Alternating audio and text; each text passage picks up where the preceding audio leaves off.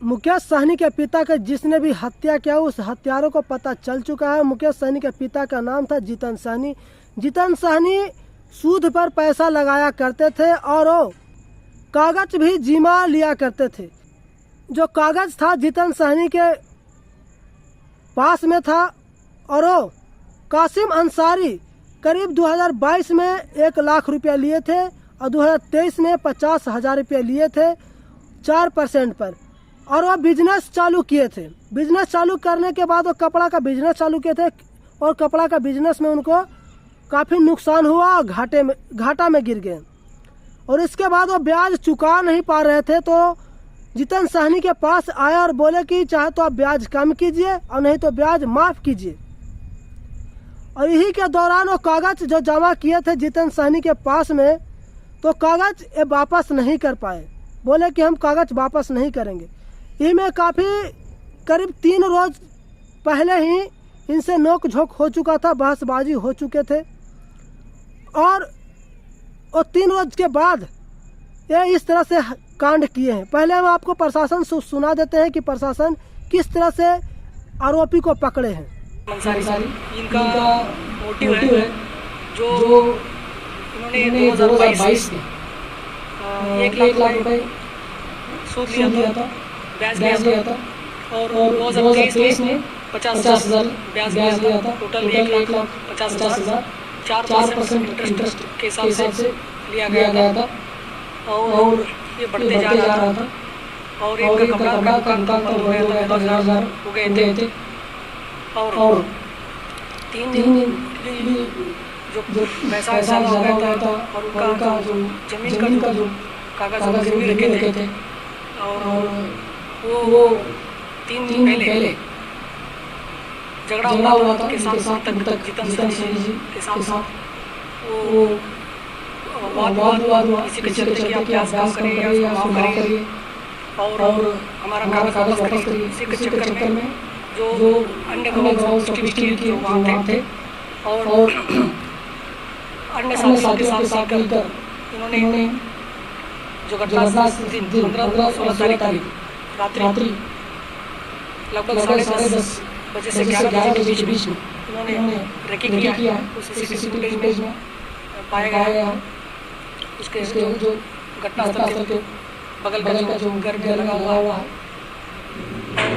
उसके बाद लगभग 1:30 बजे के बीच में साथियों मिल के जो उस टाइम लाइट कटा हुआ था उसी टाइम पीछे से दरवाजे के अंदर घुस के एंट्री किए और एंट्री करके जो जितन सहनी जी से वाद हुआ और ये लोग चाबी मांगा और कागज मांगने की कोशिश किया और वो नहीं दिए। विरोध हुआ। उसके बाद उन्होंने चाकू से हथियार से उनको वार किया हत्या कर दिया गया है।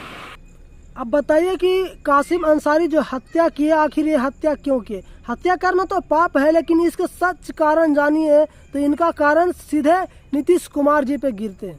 नीतीश कुमार जी 18 साल से मुख्यमंत्री हैं बिहार के, लेकिन बिहार में एक भी कंपनी नहीं है, बिहार के जनता का रोजगार नहीं मिल रहा है। और यही कारण है कि बिहार में काफ़ी तेज़ी से अपराध बढ़ रहा है। लूट मार, चोरी डकैती, हत्या, ऐसे चीज़ बहुत तेज़ी से बिहार में बढ़ रहा है। आपको पता है कि 1990 में इसी तरह से शुरुआत हुआ था। उस समय लालू जी की सरकार थी।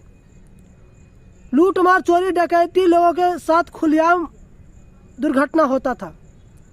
अब देखिए आपकी कश्मीर में किस तरह से लोग पत्थरबाजी किया करते थे और हमारे फौजियों भाइयों पे जो देश के रक्षा करते थे बॉर्डर पे, उन पर पत्थरबाजी किया करते थे, गोली बंदूक बारूद का इस्तेमाल किया करते थे। और आज देखिए कि कश्मीर में शांतिपूर्वक से हर कोई रह रहा है। कश्मीर में काफ़ी 370 धारा हटने के बाद रोजगार वहाँ मिला है। तो आप क्यों नहीं बिहार में उसी तरह से रोजगार देते हैं? क्यों नहीं देते? आखिर ये बेचारा हत्या तो किया है, गलती है ही, लेकिन इस हत्या के कारण असली है बेरोजगारी। अगर इनको घाटा नहीं लगता तो ये हत्या नहीं करते। अगर ये कागज जीमा नहीं करते तो इस तरह से हत्या नहीं करते। ये मजबूरन इनको हत्या करना पड़ा। लोग विकास करने के लिए कई तरीका से आगे बढ़ने की कोशिश कर रहे हैं कि हम अपने आप में विकास करें। कोई घर गिरवी रख रहे हैं, तो कोई कागज गिरवी रख रहे हैं, तो कोई अपने बच्चों को भी गिरवी रख रहे हैं। ऐसा कभी सुने? बच्चों को भी गिरवी रखा जाता है, बच्चों को भी गिरवी रख करके काम कराया जाता है उन पे। मतलब हमारा बच्चा आपको घर में इतना दिन काम करेगा अगर मेरे पास पैसा नहीं है तो। इस तरह से बिहार में लगातार काम होते रह रहा है। तो नीतीश कुमार पे सीधा आरोप लगता है और हमारे देश के प्रधानमंत्री नरेंद्र मोदी के पर आरोप लगता है कि जिस तरह से आप कश्मीर का डेवलपमेंट किए, आप बिहार के क्यों नहीं डेवलपमेंट कर रहे हैं। असली गुनहगार तो हमारे देश के प्रधानमंत्री और नीतीश कुमार जी हैं, बिहार के मुख्यमंत्री। असली गुनहगार यही है। इन्हीं के कारण हमारे बिहार में तेजी से अपराधी बढ़ रहा है।